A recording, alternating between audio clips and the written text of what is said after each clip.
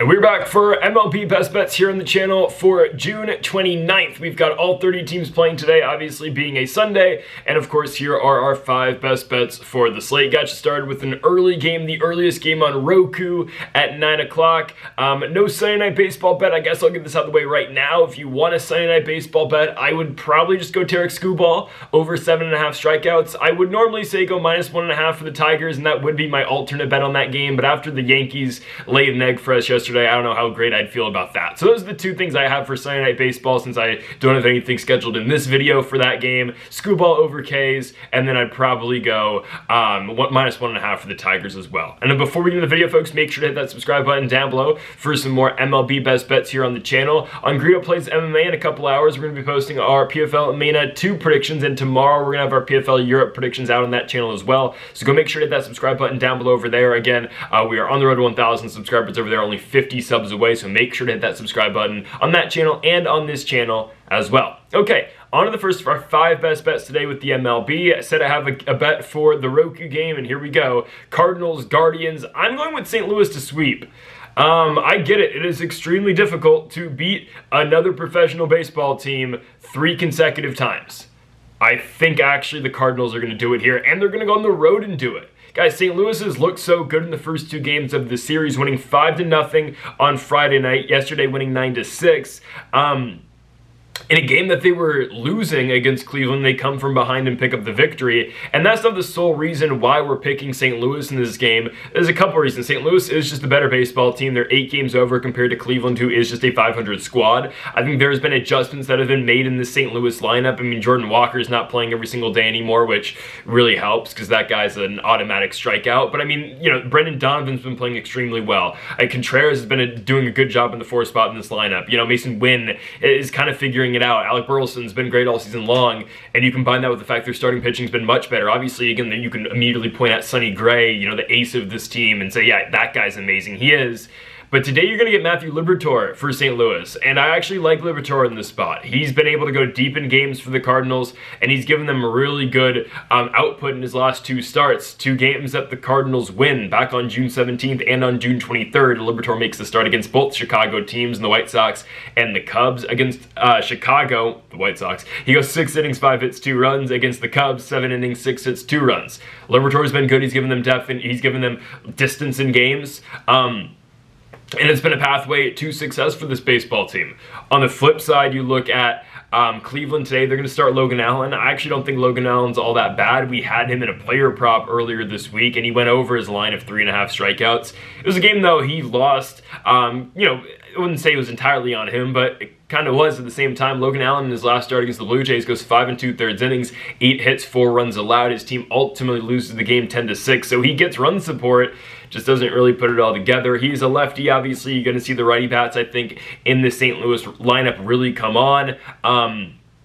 And I just think matchup-wise, this game does favor St. Louis. I mean, you look at the first game of the series, a 5-0 victory for the Cardinals, and that was Sonny Gray dominating on the mound yesterday, a 9-6 win for the Cardinals, and it took, again, the bats to get going. That was a game that Cleveland was up big in early. They're up 6-1 in that baseball game. St. Louis comes back, scores 8 consecutive runs to win the game 9-6. It was a huge 6th inning for St. Louis that ultimately propelled them to victory, 5 runs in the 6th, and everyone was contributing. Nolan Gorman, you know, with an RBI single. Victor Scott, 2 RBI double. Brendan Donovan with a sacrifice fly. Mason Wynn with an RBI in there as well. St. Louis can be tricky. And I look at this pitching matchup and I say, okay, I think Liberatore is going to see more success than Allen. And also, I'm still concerned about the Guards lineup. I just am. You know, I say it all the time, but I feel like a broken record talking about the Guards, but my same talking point really always stands with this baseball team. Stephen Kwan's great. Jose Ramirez is great. I mean, yesterday J-Ram went 0 for 5, Kwan went 1 for 5. So again, if you get a combined 1 for 10 out of those 2 guys, I mean, again, likely not.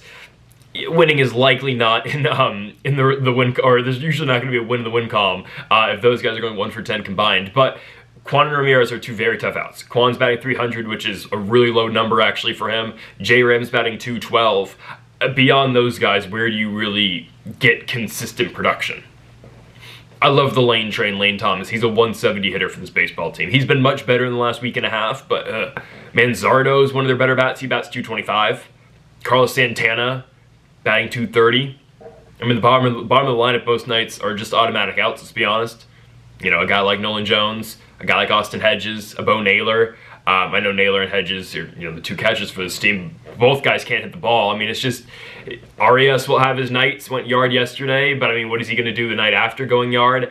I just like the Cardinals in the spot. I get it, it's an early morning game. They're looking for a sweep. I actually think they go out here and get it done. I'm going St. Louis on the road. They've been the better baseball team this season. Liberatore, I believe, is better than Allen, and I believe the Cardinals lineup, given the matchups tonight, is just better than Cleveland. And we've seen, actually, again, the Cardinals lineup just be better than the Guardians throughout the course of this series so far. I'm going St. Louis money line in this game, minus 125 on the road here in the early morning game at Progressive Field against the Cleveland Guardians. Let's go on to our second best bet of the video. We're going to do our second money line right here. I'm taking the Toronto Blue Jays to beat the Boston Red Sox. Is Boston better than Toronto? I don't know, you know, especially being at Fenway. Maybe they are the better team just at Fenway specifically. Yesterday, a 15-1 victory for the Red Sox. But again, look at what happened prior to yesterday's outcome. Boston with like 6 or 7 consecutive losses. It was just a bad day for the Blue Jays. It is what it is. They lost when Giolito was on the bump, who again has been slowly but surely better for the Red Sox this season. I'll tell you who hasn't been better for the Red Sox, and a guy who I don't think is going to get it going for Boston. It's Walker Buehler. That is the sole reason I'm fading the Red Sox today. And sure, Toronto has been playing better of late. I know they lost yesterday big, but of course this is for the series. Toronto winning on Friday, Boston winning yesterday. The determining game is right here. And I do think, again, with a guy like Walker Buehler on the mound, I think the Blue Jays are going to be fine. Toronto's going to be starting Eric Lauer. The lefty is primarily an opener. We've talked about Lauer bump days quite a bit.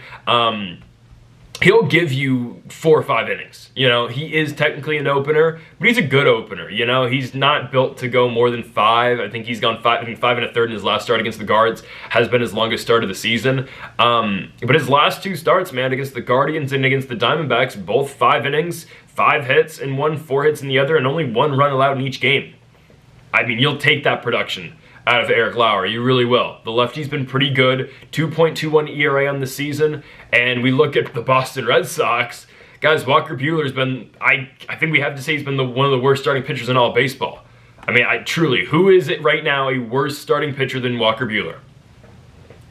Trevor Williams, maybe? I don't know. Buehler's been really bad. I think he might be the worst. Especially look at the month of June he's having right now. So, on the season, Walker Buehler's got a 6.29 ERA. In the month of June, he's got an 11.57 ERA. His 4 starts in New York and the Bronx against the Yankees, 2 innings, 7 hits, 5 runs. Against the Rays, his best start of the month by far, 7 innings, 6 hits, 3 runs. The only game that Boston has won in Buehler's last 6 starts was against Tampa. His next 2 starts, though, my goodness. In Seattle against the Mariners, 3 1/3, 8 hits, 8 runs. In Anaheim against the Angels, 4 innings, 3 hits, 5 runs. The worst part of that Angels start, though, isn't the damage that the Angels do with the bats. It's the fact that Walker Buehler allowed 7 free passes in that game. Yeah, Buehler walks 7 guys. Put in the walk in Walker. That was bad. Yeah, Walker Buehler is not good. I saw some rumblings that Walker Buehler is going to be a trade candidate for the Boston Red Sox at the deadline, not just because they want to get rid of him, the fact that like they think someone would buy on Walker Buehler. I couldn't tell you who's going to buy on Walker Buehler right now. Like even the Dodgers and their amazing, you know, their way of just refining pitchers, I don't even think they would welcome Walker Buehler back in. It's just, I don't know why a championship caliber team or a contending team this season would say, you know what, I want Walker Buehler to be in my squad. When Mike Soroka, by the way, is going to be on the open market, who I think is 10 times better than Walker Buehler. I'll get to the Nationals later on in the video like we always do. But I look at Walker Buehler and I say, okay, this is BP. Okay? This game, I think, is going to look more like Friday's game, obviously, than Saturday's game between the Jays and the Red Sox. I mean, we would hope, right? Because Saturday's game, a 15-1 final in favor of the Sox. Friday, a 9-0 victory for the Blue Jays. You know, Jose Barrios pitched a gem on Friday night. I'm not telling you Lauer is going to go 7 innings and give up 0 runs like Barrios did, but I just think he's going to put the Blue Jays in a position to win this baseball game. And against a guy like Walker Buehler, I'm serious. If we can get 5 innings out of Eric Lauer and 1 run, or even 2 runs, that's going to be a great spot to put the Blue Jays in. That's going to put the Blue Jays in a great spot to win this baseball game, because the bats are going to come through against Walker Buehler. Trust me. Believe you me. Bo Bichette, Vlad Guerrero, Alejandro Kirk, George Springer, hell, Ernie Clement. Those guys are going to come through against Walker Buehler. They are not going to let Buehler off easy. I mean, Brayon Bello walked 3 guys in his start on Friday. You know, Jays walked 8 times total on Friday. Again, I'm going to completely put aside that game yesterday. Toronto has beaten Boston 6 out of the 8 times they've played so far this season, and 5 of those games have been played at Fenway Park. So I think the Blue Jays are more than fine to win this game. They've won at Fenway 4 or 5 times this season. You combine that with the fact that Walker Buehler, who's been the worst starting pitcher in Major League Baseball, is pitching today. Everything to me goes in the direction of the Toronto Blue Jays. They are minus 115 to win the game here on the road. The Cardinals were minus 125 in our first play of the day, and I'm going to absolutely take that. Toronto minus 115. They go on the road to Fenway Park and close out this series with a victory. Ultimately win the series 2-1. I think they get it done against, again, Buehler, who has been absolutely atrocious for the Boston Red Sox. Our third best bet of the video, it's our best player prop of the day. Let's go to the Bronx.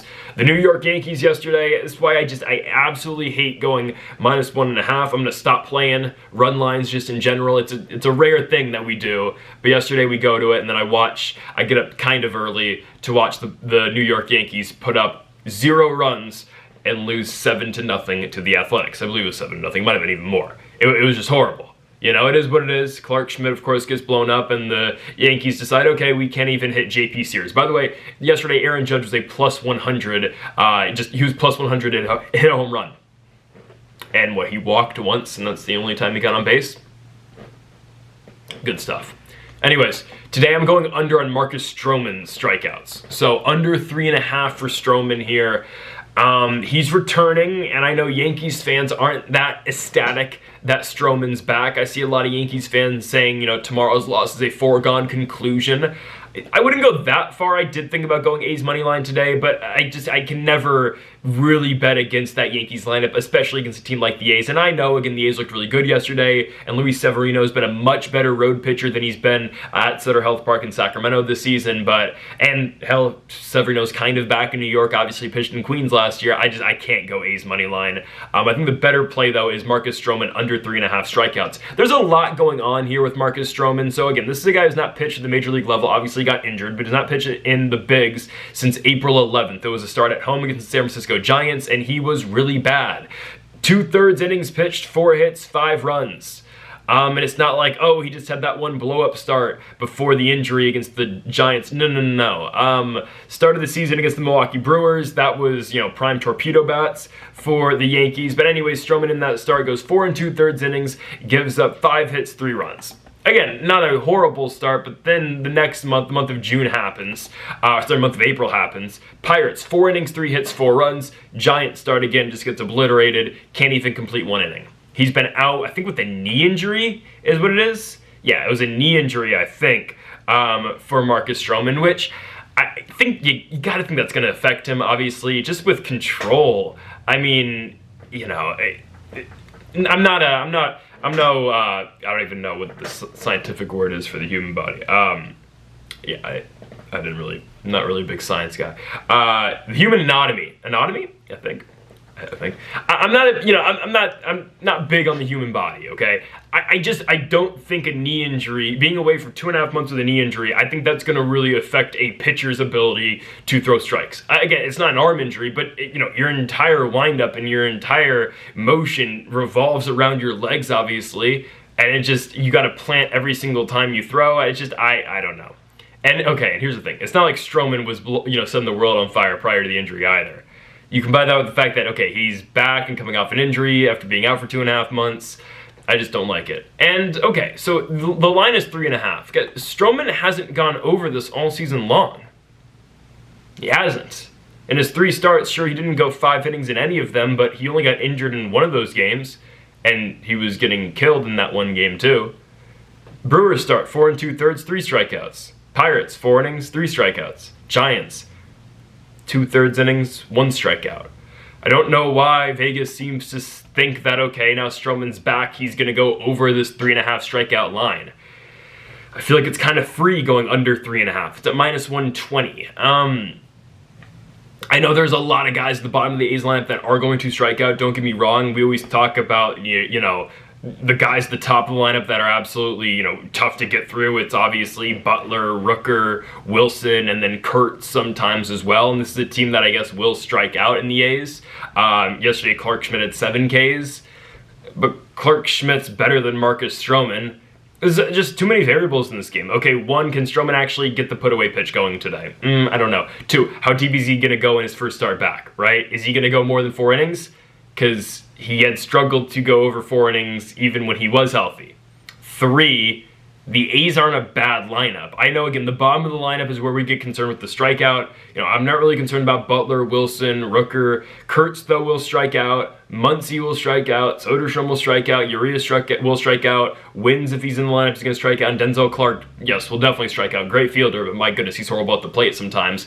Actually, all those guys yesterday, except for Lawrence Butler, struck out. But just different matchup. Marcus Stroman doesn't really have put-away stuff in the big 2025. I'm okay with this. I think the Athletics, I think they fight pretty hard here against the Yankees. I'm not going to pick a winner.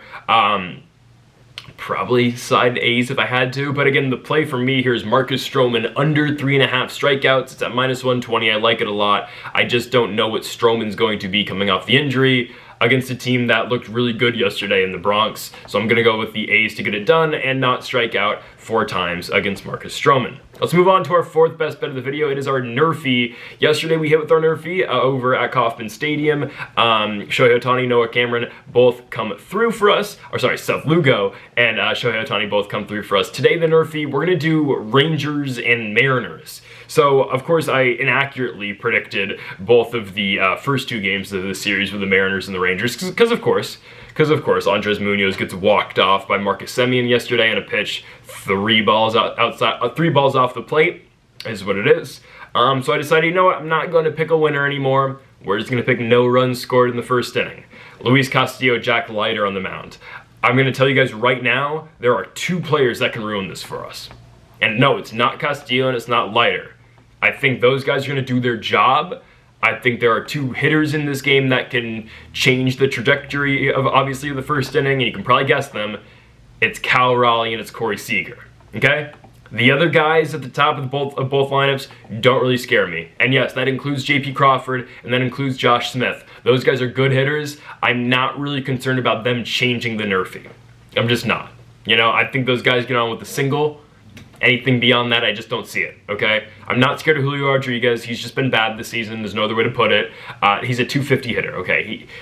Compared to other Major League Baseball players, no, Julio Rodriguez is a good baseball player. He's not an all-star, and he's not playing like the contract says he should be playing. That's all I'm saying about Julio. I wish Julio was better. When Julio was having his monumental run to start off his career at the Mariners, it was good for the sport. I miss J-Rod at his best. He hasn't been at his best in a season and a half at this point now.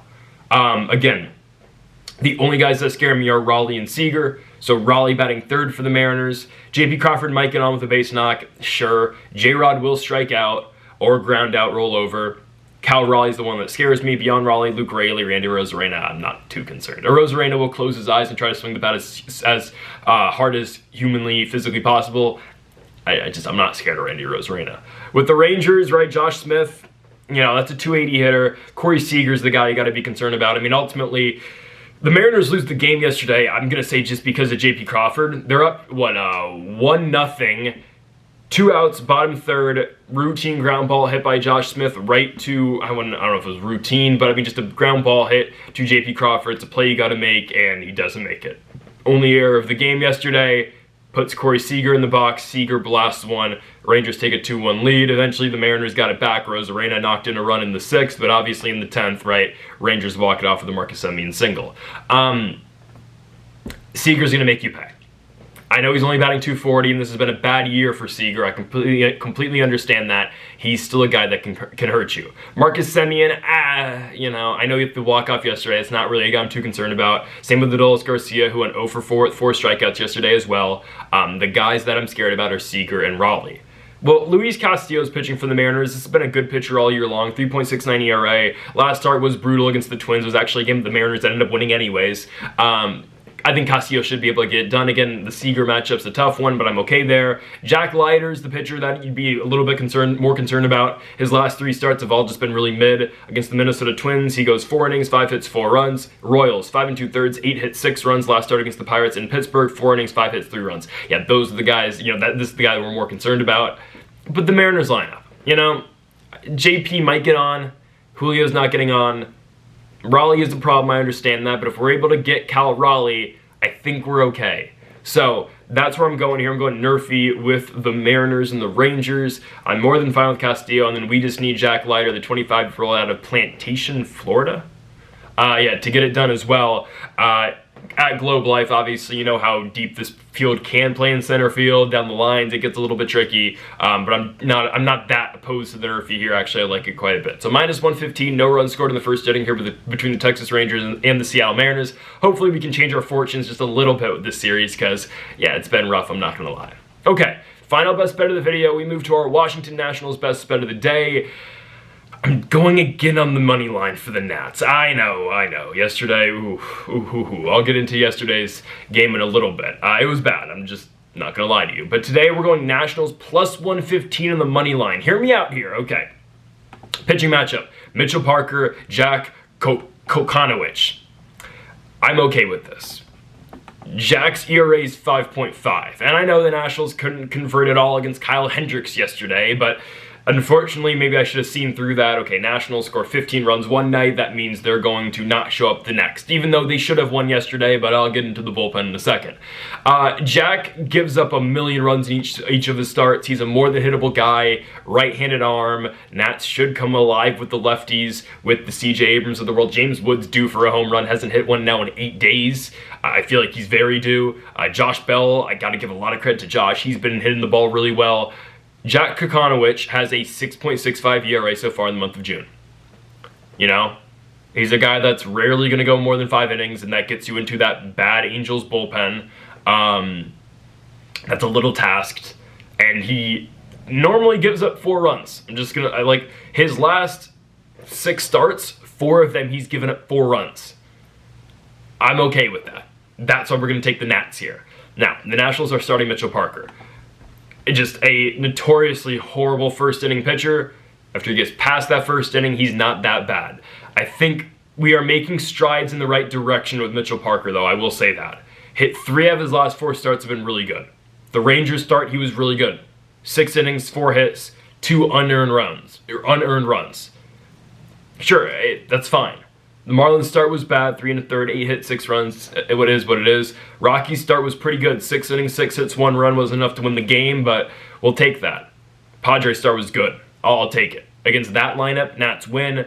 Parker goes 6 innings, 6 hits, 3 runs. Again, I'll take that out of Mitchell Parker. I really will. Our rotation sucks, except for Gore, obviously, and Mike Soroka. But I do think Mitchell Parker's going to be able to give us enough good innings today. And I expect this to be a shootout, though, like Friday's game. I just think the Nats, are on the winning side of that because they are going to be on their A bullpen today. Because yesterday, my goodness, what are we doing? With that being said, we saw all the bums pitch yesterday out of the bullpen. That means we will see Kyle Finnegan today, hopefully, because Kyle just doesn't get to pitch anymore. He hasn't gotten a save in 3 weeks because his team barely wins. But that means Kyle Finnegan he's been waiting to pitch for this team, right? Brad Lord, who has been the most worked arm in all of Major League Baseball at the bullpen. He does have the lowest ERA right now in the last month or so out of all bullpen arms. He's pitched 1 million innings, but Brad Lord's been excellent. Cole Henry is serviceable. And Jose Ferrer is serviceable 3 times out of 5. So we'll take we'll take the 60% there, right? We are going to see the upper end guys, though, right? In those 3, in Henry, in Ferrer, in Lord, and then hopefully Kyle Finnegan to finally not just save. It hasn't been his fault. He hasn't been given opportunity. It's just the Nats don't really win games all that often. And surprisingly, the games that they have been winning, actually, they've been up by a lot. So I don't know. We haven't won a close game in a very long time. So I'm taking the Nats money line today, plus 115. Again, James Wood's very due at this point. Hasn't hit a home run in 8 days. CJ Abrams is killing the baseball, hit a home run yesterday. I think we're all right here. And Dalen Lyle is very due for one as well. And Brady House, by the way, still yet to hit his first home run. He's been hitting the baseball, though, very well. I gotta give that guy a lot of credit. So we're going to the Nats today. In terms of yesterday, man, the Nationals bullpen is so pathetic that after I watched Gustavo Campero take us yard yesterday, Jackson Rutledge, way to go, I got up out of my seat at Angel Stadium, I got in my car, and I drove to the Honda Center to watch Jake Paul fight Julio Cesar Chavez Jr. I kid you not, I actually did. I went on SeatGeek, I found a $20 ticket, I went to the Honda Center and watched the fight. Because I witnessed Gustavo Campero, who is a 5'6", 185 right fielder, take us yard. I was like, not our night, I'm getting out of here. Because guys, also in the 7th inning, I had to witness Zach Brisky enter the game in a game that we were winning. We were up 2-1. Riley Adams comes through with a huge RBI single in the top half of the 7th. I hear the 7th inning stretch. Brisky comes out. What are we doing? 7 ERA, Zach Brisky gives up 3 runs without recording an out. Instantly lets Mike Trout go yard on him. Just, what are we doing? And then here comes Eduardo Salazar, who actually almost got out of Brisky's jam until Christian Moore hits a 2 RBI single. You almost get out of it, and then what happens? Kevin Newman, journeyman Kevin Newman, takes Salazar yard with a 3-run home run, his first of the year. And then you think, oh, it can't get worse. Nope. 3rd reliever of the inning. Here comes Ryan Lotus. Lotus gives up a run because he walks in a run. He walks Taylor Ward to bring in another run. Then obviously, Campero takes Jackson Rutledge yard in the 8th inning. Guys, I'm gonna make this point. I actually don't think it's Davey's fault anymore.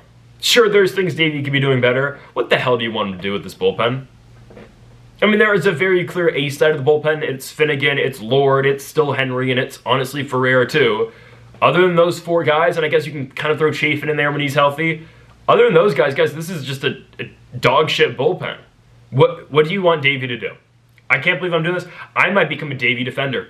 I've always loved Davey. I've been I've been critical this year with him. I actually don't think it's his fault anymore. What do you want the guy to do? It's just whatever. Oh, you could have left Soroka in. Soroka's ERA in the 7th inning is like 12. I'm not too against him pulling Soroka, who had a really good start. It is what it is. I don't know what you want him to do with Brisky, Salazar, Lotus, and Rutledge. Get him some bullpen arms. I mean, it's a disgrace. It's a disgrace what Mark Lerner's done to this baseball team. However, I think it's going to be different today, just because Nats do have the A bullpen today. And Jack Conowitch is pitching, who I know Kyle Hendricks has not been good this year. He's actually been better than Jack, though. So we're going Nationals money line here. I just need Parker to be somewhat competent for us, but just expect a 1,000,000 run score today, though. It's a day game. It's hot here in Anaheim. Ball's going to fly. Expect a bunch of runs, and I do expect the over to go hit as well at 9.5. So Nats money line plus 115 to close out the series here in Anaheim, California. Folks, if you haven't yet, though, make sure to hit that subscribe button down below for more. Make sure to leave a like if you did enjoy the video. Thank you all for watching our 5 best bets here today with the MLB for this MLB Sunday. Again, make sure to hit that subscribe button down below for more, and Mamba forever.